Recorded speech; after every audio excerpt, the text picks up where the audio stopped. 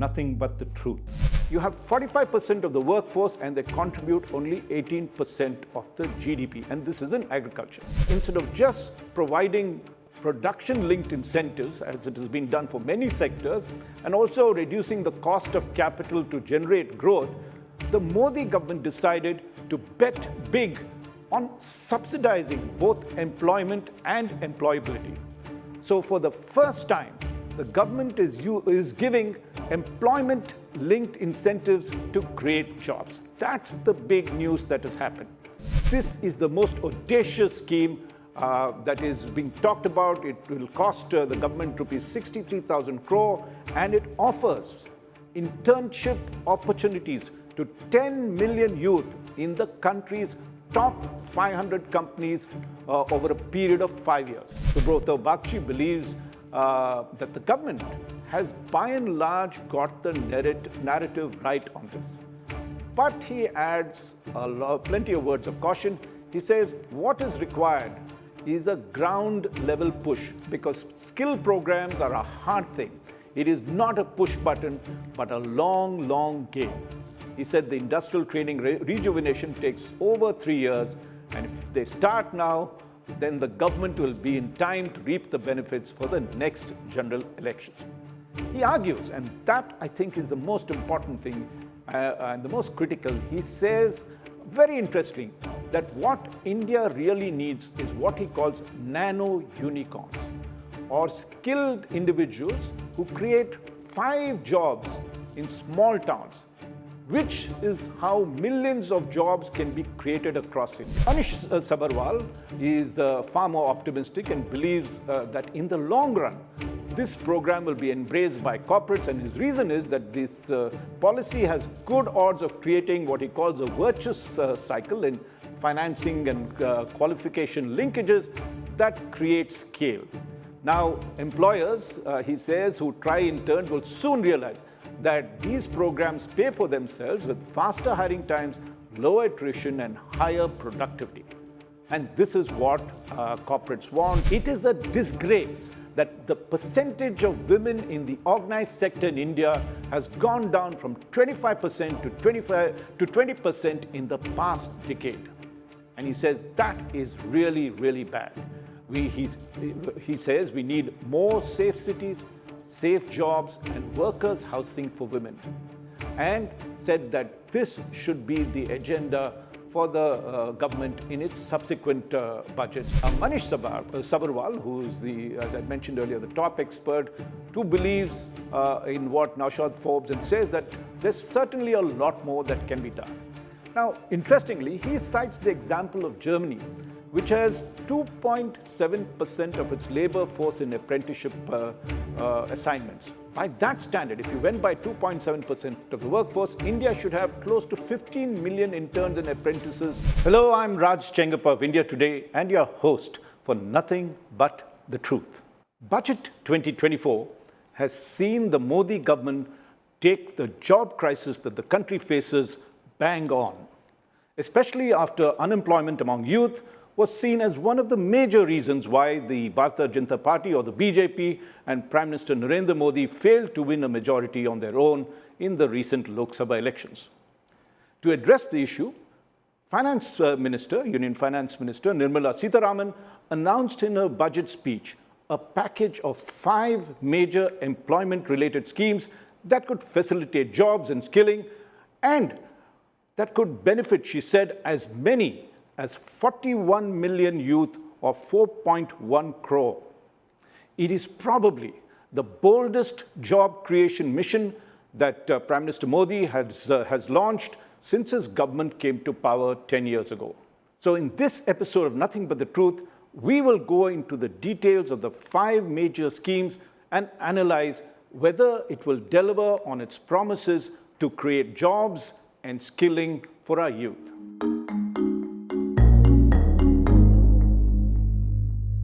But before I get into the details of the schemes, let me give you some facts as to why these schemes were evolved. Now, I spoke to Union Finance Secretary, Dr. T.V. Somanathan, about the backdrop and what went into making these packages and what were the major considerations.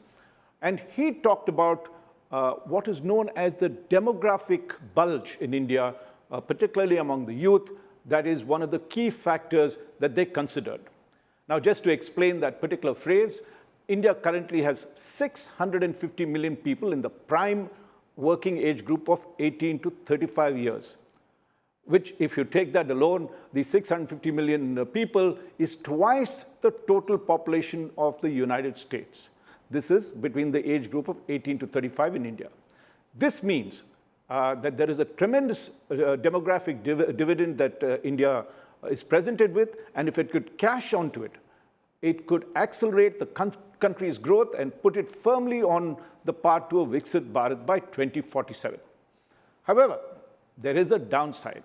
If we fail to cash in on this, fail to get these people gainfully employed, then a majority of us would continue to remain poor, and there could be strife across the country. So that's the first imperative. Now let's take a look at the second imperative. And that comes out through the government's economic survey of 2023-2024 that was recently released just before the budget. And this estimated that the current Indian workforce is around 565 million. Of that, as many as 254 million, or 45%, are employed in agriculture. Now, here is the catch. Agriculture contributes only 18% to our gross domestic product, or GDP. To put it simply, you have 45% of the workforce and they contribute only 18% of the GDP, and this is in agriculture. But if you look at the services, manufacturing and construction sectors, they account for about 55% of the total labor force that we have, but generate as much as 83% of the GDP. So it is obvious that there is a dire need to shift labor away from agriculture, which is largely what we call disguised employment or underemployment, to more productive sectors like services, manufacturing, and construction. Now, I spoke to Manish Sabharwal, who's a top expert on human capital, one of our best in the country, and he told me, and I'm quoting him, India's challenge is not unemployment, which is said to be at around a low 4.9% by the government, but what he calls employed poverty. The poor cannot afford to be unemployed. And here, welfareism, unlike in Europe and other places, doesn't help in employed poverty. So he says that has to change. Now, there is a third time bomb ticking, and this again comes from the economic survey that indicates that India needs to generate 8 million additional jobs annually up to 2030 and above in the non-farming sector alone. And this is apart from the current 10 million people who join the workforce annually from India. While the demand for skilled labor has been shooting up, the economic survey also comes out with another shocking finding. The survey indicates that 50% of our graduates passing out of Indian colleges were unemployable because they lacked the skills to meet the current requirements of industry. Now, I spoke to another noted skill development expert, Subroto Bagchi, and he talked very interestingly of an entrenched caste system that puts the Indian Institute of Technology, or the IIT graduates, at the top of the heap, and those that pass out of vocational courses at the Industrial Training Institutes, or ITIs, at the bottom. And as he told me, very interestingly, coincidentally, the IITs and the ITIs were started in the 1950s almost simultaneously. But while the IITs marched ahead, the ITIs went backwards. The ITIs, he said, had a barcode of failure stamped on their foreheads. Employees, in fact, have developed a mindset that they should pay what he calls slum wages to those who come out of ITIs in India. And in contrast, he says in Singapore, ITI equivalents earn a starting salary of over rupees 20 lakh per annum. So he says this situation is untenable. Now, to come up with solutions, Dr. Somanathan, who I said is the Union Finance Secretary, and I spoke to him in depth, told me that the government made a big shift in thinking in the way to tackle this problem. So he said that instead of just providing production-linked incentives, as it has been done for many sectors, and also reducing the cost of capital to generate growth, the Modi government decided to bet big on subsidizing both employment and employability. So for the first time, the government is giving employment-linked incentives to create jobs. That's the big news that has happened. So now let me give you a brief outline of the 5 major schemes that the government has announced. 3 of the new schemes are based on the principle of employment-linked incentives, or ELIs. Now, the first scheme will provide a 1-month salary of up to rupees 15,000 in 3 installments for all new entrants to the workforce, the first-timers, and the scheme would benefit as many as 21 million youth. It will cost the government rupees 23,000 crores and will run for 3 years.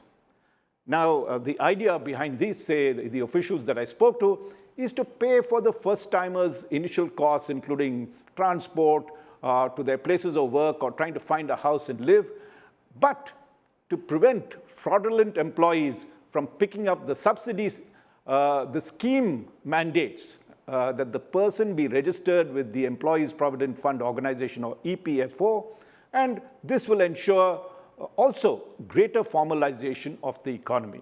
So the idea is that if once you enroll in the EPFO, you are now identified, and nobody could use this as fraudulent means to collect that 15,000 rupees and then disappear. So that is the first big scheme that is there.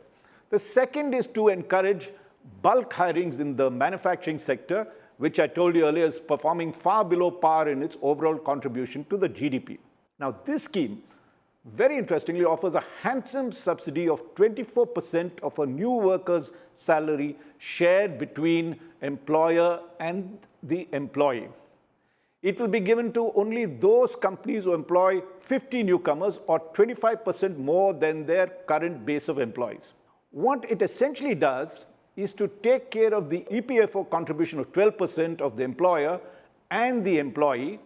And as a result, and if you know, when we look at our paychecks, we know that our PF is cut and we'll miss out about 12%. So in this case, because the government is subsidizing it and putting that money into your kitty, you will get cash or a check instead of that being deposited as savings. So you earn a lot more, and the scheme will benefit, they say, something like 3 million youngsters and cost the government rupees 52,000 crores, and it will be available for 2 years. Now, the third scheme is a subsidy for any employer who hires at least 2 employees more than the previous year, and the government will reimburse the employee's EPFO contribution of up to rupees 3,000 a month. Now, this is expected to benefit 5 million people and cost rupees 32,000 crore. The idea again here is quite simple. The scheme is that if somebody is relocating to India, what Manish Sabharwal calls the factory refugees of China, and if they set up their factories here, they're likely to employ over 1,000 employees, and then this would make it a substantial incentive for them. The fourth, and this is the most audacious scheme that is being talked about, it will cost the government rupees 63,000 crore, and it offers internship opportunities to 10 million youth in the country's top 500 companies over a period of 5 years. So the youth who would be selected would be between the ages of 21 to 24, who are neither employed nor engaged in full-time education, and they will be eligible to apply. A lot of the scheme details are to come out, but it includes a monthly internship allowance of rupees 5,000 and a one-time assistance of rupees 6,000. So while company participation in the scheme is voluntary, these companies are expected to cover the training costs and 10% of the internship expenses that they incur from what is called their corporate social responsibility funds, or CSR funds. Now, when I spoke to Union Secretary for Economic Affairs, Ajay Seth, he told me that this scheme, and I'm quoting him, will give our underprivileged youth exposure to successful businesses for 12 months and open their minds so they can aspire to do bigger things. Fascinating scheme. Top 500 companies, they will offer internships to them. They will be paid, as I had mentioned, 5,000 rupees a month, these internees. and they would be exposed to some of the best businesses in the country for 1 year, learn that and move on and have it in their resume. There were concerns, of course, that these top companies would be coerced into doing these schemes, which would be counterproductive, which means that the government will say, okay, you need to do this many internees and force that on the particular corporates, and this may not be a good thing. So I spoke to Finance Secretary Somanathan about these concerns, and he said these are largely unfounded. And he clarified to me, and this is his quotes, he said, we felt that it was not proper to burden industry with a compulsory apprenticeship system that might affect its competitiveness. The difference in the scheme is that there is no statutory compulsions or provisions governing the scheme or legal requirements or compliances. It is totally voluntary. Now, I think that's going to be good news for the corporates who are deeply concerned that this will be imposed on them and they will be forced to take on internees that they didn't want to do so. Now, there are mixed assessments of how the corporate internship program will pan out. Of course, we know the controversy that Rahul Gandhi raised, and he said, the leader of the opposition, and he said this is a copycat scheme because the Congress had proposed this as one of their campaign strategies and the BJP was adopting it. But of course, that has to be verified and seen how close was it to the scheme. But the scheme has been on the anvil, and the fact is that the opposition can't object to it because it is the one that claims to have proposed it. So it is likely to get a smooth passage. But many of the experts are skeptical, and among them is Subrata Bagchi, who I spoke to, who I told you about earlier, the noted expert on skill development, who, by the way, was co-founder of Mindtree, apart from heading the entire Odisha skill development program for many, many decades, which he made it into a star institution across the country. And he says, and that's why he's a very, very important voice, and he says, among corporate leaders, there are leaders and laggards when it comes to skilling. Barring a few, most of the companies are laggards who have no interest in human development at the bottom of the pyramid. And he put it very neatly. He said they ensure that such employees who really work at much lower levels are not in their direct payroll, but give such jobs to a subcontractor, which means it's 3 layers down, and the corporates don't bother about them. That's his charge against them. And he says that attitude must change if it has to be the success. This particular scheme has to be a success. Now, Manish Sabharwal is far more optimistic and believes that in the long run, this program will be embraced by corporates, and his reason is that this policy has good odds of creating what he calls a virtuous cycle in financing and qualification linkages that create scale. Now, employers, he says, who try interns will soon realize that these programs pay for themselves with faster hiring times, lower attrition, and higher productivity. And this is what corporates want, or employees want. If these criteria are fulfilled, then the scheme would be a success. But Manish Sabharwal too is cautious, and he uses a nice word. He says, the plumbing of the scheme obviously needs to work. You have to make sure that the employers are not harassed by the scheme, make sure that the children or the youth are chosen fairly, and he says it does have a lot of moving parts, but it is worth a try. It's worth to give it a shot. Now, the other major initiative, which is the fifth one, and this has captured public interest for the scheme, is to upgrade the 1,000 industrial training institutes, or ITI, and use it as a hub and spoke model by aligning their course content with industry, and this will go a long way in addressing the skill gap. Now, one of the issues with these ITIs is making it cutting edge, and that requires a lot of investment in time and machinery, and the idea is that the plan involves developing 200 hubs and 800 spokes, ITIs, with a total investment of rupees 60,000 crore over 5 years. Now, and this is the interesting part, the central government will contribute rupees 30,000 crore of this, the state governments will give 20,000 crore, and the industry will use CSR funds maybe and other resources to generate the rupees 10,000 crore. Of course, both these schemes are a tacit admission. The one that I talked about earlier, the internship scheme, as well as the current one of boosting the ITIs or industrial training institutes and their facilities, is really a tacit admission by the center that its earlier efforts on skill development have not yielded much success, and that they're now passing the baton on to the private sector to boost the upskilling drive. Now, that's not a bad thing, but it could have come much earlier. And Economic Affairs, Ajay told me, attempts by the government of India and state governments have not been that successful. So the collaboration with private sector is absolutely necessary.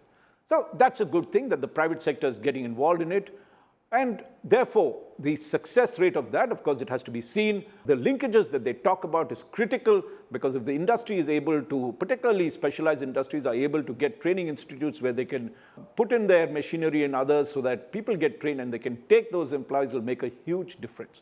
Now let's come to the final part, which is how do stakeholders view all these schemes, and will the Modi government's massive scheme for employment, particularly the 5 packages that I talked about, which include skilling, will these work? And that is critical, because as I said earlier when we began, the jobs crisis is the biggest crisis this country is facing, and it is important the Modi government in its 3rd term address it, and address it successfully. Now, I spoke to Sanjeev Puri, who is the ITC chairman and president of the Confederation of the Indian Industry, the CII, which is one of the largest industry bodies, highly representative. And he emphasizes, when we discuss these particular schemes, and it's very important that industry gets on board, and he says, he calls it the 4 E's. Now, he told me it's employment, it's employability, there's empowerment, and entrepreneurship. And the outcomes of the package is exactly what all these have. That's the proposals that he says he has. Now, he goes on to tell me that, he went on to tell me that in the larger picture, it will speed up economic transformation, and he says it will do that by creating or enhancing the virtuous cycle of investment, employment, and consumption. And most importantly, it will also improve the quality of jobs and incomes. Now, Sanjeev Puri very interestingly advocates building a universal digital library of skills along with forecasts of demands in the economy that will help everybody align to the system better. You see, in this digital system, he says that what could happen is if you needed a plumber, his name would be on that, or if you needed a carpenter or any technician or anything that you required, all their names would be listed, and that will lead to greater communication, because to leverage India's public digital infrastructure will be critical to make these schemes a success. And his point of view is that ultimately it's an ecosystem that has to work together to deliver. If you look at any of these things in isolation, it could raise more questions, but if it is done in an integrated and holistic fashion, there are pathways to good value. And what is that good value that he talks about? It would lead to better retention of employees. A problem that many companies face is to keep employees, which means that if they retain, there would be better trained workers and a better and more productive workforce. So he sees plenty of benefits of it, but points to how it can be improved better. Now, Subrata Bagchi believes that the government has by and large got the narrative right on this. But he adds plenty of words of caution. He says what is required is a ground level push, because skill programs are a hard thing. It is not a push button, but a long, long game. He said the industrial training rejuvenation takes over 3 years, and if they start now, then the government will be in time to reap the benefits for the next general elections. He argues, and that I think is the most important thing, and the most critical. He says, very interesting, that what India really needs is what he calls nano unicorns, or skilled individuals who create 5 jobs in small towns, which is how millions of jobs can be created across India. He calls these mom and pops units, where if they began to employ 5 others and that thing spread, it would create a revolution in terms of job. And as he goes on to say, neither Fortune 500 companies nor the government can create those kind of numbers in terms of jobs. Interestingly, Subrata Bagchi says that public sector units are better in skilling and training and internships. And he also says that the defense forces are the best trainers in skill development. He goes to the extent, and I think it's very interesting that he says it, that the Defense Ministry should set up a national skill development corporation and run it. Now, most importantly, he believes that, and this is another very, very critical point, he believes that the number of women in the workforce must be boosted on priority. And he goes on to say, it is a disgrace that the percentage of women in the organized sector in India has gone down from 25% to 20% in the past decade. And he says that is really, really bad. He says we need more safe cities, safe jobs, and workers' housing for women. And said that this should be the agenda for the government in its subsequent budgets, where there's a greater emphasis on women workers. Now, another expert, Naushad Forbes, co-chairman of Forbes Marshall, who wanted the net employment. He's fine with some of these schemes. He says it indicates the government is serious about job creation, and that is a good thing, but he wants the net to be thrown wider. Now, he spoke to my colleague in India today and told him, what we need, he said, was high-quality jobs in employment-intensive sectors such as garments, footwear, food processing, and tourism. Now, Naushad Forbes cites the example of the electronics assembly arena vendors of iPhones, for which these could be emulated by other sectors, and he takes Apple, the Apple company, which has reportedly assembled $14 billion, that's rupees 11,718 crore, worth of iPhones in India during the financial year 24, which just went by. Now, this comprises 14% of the global iPhone production, which means that 1 in 7 of Apple's products are now made in India, the iPhone. In the process, experts say it has generated close to 150,000 direct jobs through supplier networks, that's 1.5 lakh jobs, and 300,000 indirect jobs, which is 3 lakhs. So that is a tremendous example to give. Meanwhile, Manish Sabharwal, who's the, as I mentioned earlier, the top expert, too believes in what Naushad Forbes and says that there's certainly a lot more that can be done. Now, interestingly, he cites the example of Germany, which has 2.7% of its labor force in apprenticeship assignments. By that standard, if you went by 2.7% of the workforce, India should have close to 15 million interns and apprentices, and currently, unfortunately, we just have less than 500,000, when we should be having 15 million. That's the size of the challenge. Now, he does say, and this is, it's very important to quote him, he says that the boldness of the budget, particularly on this front, lies in risk-taking to blunt 2 challenges, and he names those 2 challenges. The first challenge of hiring freshers is addressed by reducing their cost to employers. The risk of ghost employees or those fraudulent employees is covered by making these subsidies reimbursable and linking it to the Provident Fund accounts and requiring a year of employment. What I told you of that scheme earlier, where you got 15,000 rupees if you joined as a fresher, but you had to enroll in the EPFO, and the moment you did that, there was accountability, and you had to be a year in that particular employment for you to enjoy the benefits of that. The second challenge in skilling freshers, and this is what is very important, is addressed by the internship program that we talked of the top corporates, which really finally begins to tackle the market failure in financing skill development. You know, it's very important, as he says, and we must know that employers cannot manufacture their own employees. They will have to train and skill them. But, and this is the most important thing, Manish Sabharwal says that this budget recognizes that the only renewable energy for mass prosperity is jobs and skill for the young. So in that way, the budget announcement is a great start. We need to now see how these would be implemented and how successful it is there. but it's off to a good start, and we wish it all the best. So, thank you for listening to this episode of Nothing But the Truth. I look forward to having you with me next week. Nothing but the truth.